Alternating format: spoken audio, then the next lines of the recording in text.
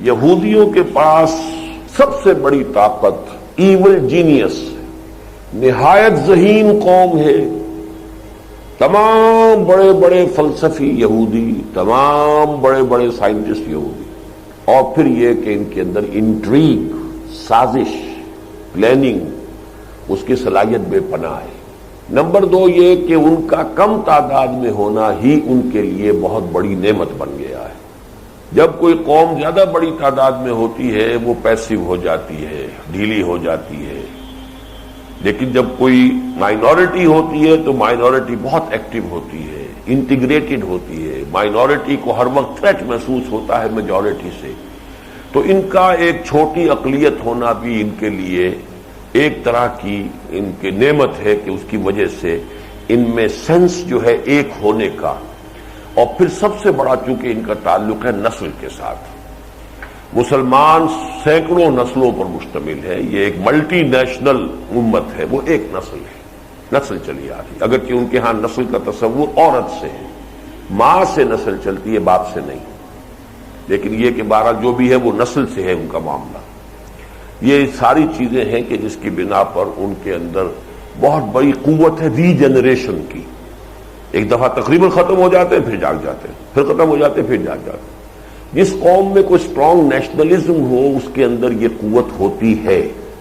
مثلا جرمنی اسی صدی میں 2 مرتبہ تباہ و برباد ہوا، اور ایسا تباہ و برباد ہوا کہ واقعہ یہ ہے کہ روئنگ ہو گیا بالکل، لیکن دیکھتے ہی دیکھتے دوبارہ اٹھ کے کھڑا ہو گیا. ان کے ہاں بھی ایک بہت اسٹرانگ سینس آف نیشنلزم ہے. وہ یہ کہتے ہیں کہ we are a superior race.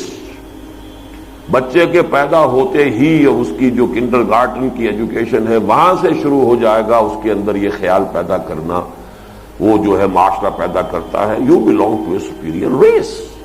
بین ہی یہ بات جو ہے یہودیوں میں ہے، we are the chosen people of the lord. ہم تو احباء ہیں، اللہ کے ابناء ہیں. یہ یہودی بچے کے دل میں پہلے سے ڈال کر پھر وہ اپنے تعلیم کا نظام کرتے ہیں. وہاں کہتے ہیں کہ ان کے ہاں ٹی وی نہیں ہے، بہترین ایجوکیشن ان کے بچوں کی ہوتی ہے. ان کے اسکولوں میں کبھی کوئی اسٹرائک وغیرہ نہیں ہوتی، اور انہوں نے اپنے بچوں کو بڑا محفوظ رکھا ہوا. پریکٹسنگ یہودی رہتا ہے وہاں پر، سینیگوگز ہیں بے تحاشا وہاں پر. تو وہ ان کو اور ساری امریکن قوم کا بیڑا غرق کروا رہے ہیں وہی یہودی ان ذرائع ابلاغ کے ذریعے سے، ٹیلی ویژن کے ذریعے سے، اور دوسری ان کے اخلاق ختم، ان کی زندگی، ان کا کردار ختم، خود اپنے آپ کو بچا کر رہے ہیں. تو یہ ان میں صلاحیت ہے. اور ایک بات میں نے کہی ہے کہ اللہ تعالیٰ نے ان کو ابھی پریزرو کیا ہوا ہے مسلمانوں کو سزا دینے کے لیے، کہ بدترین سزا.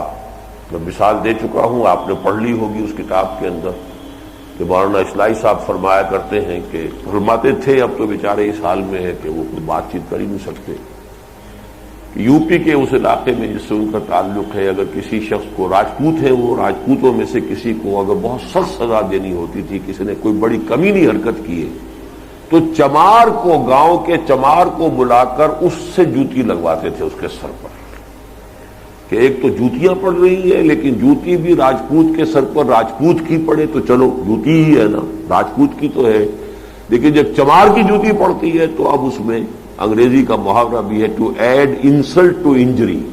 ایک تو جوتے کی تکلیف ہے اور ایک انسلٹ ہے کہ چمار مار رہا ہے.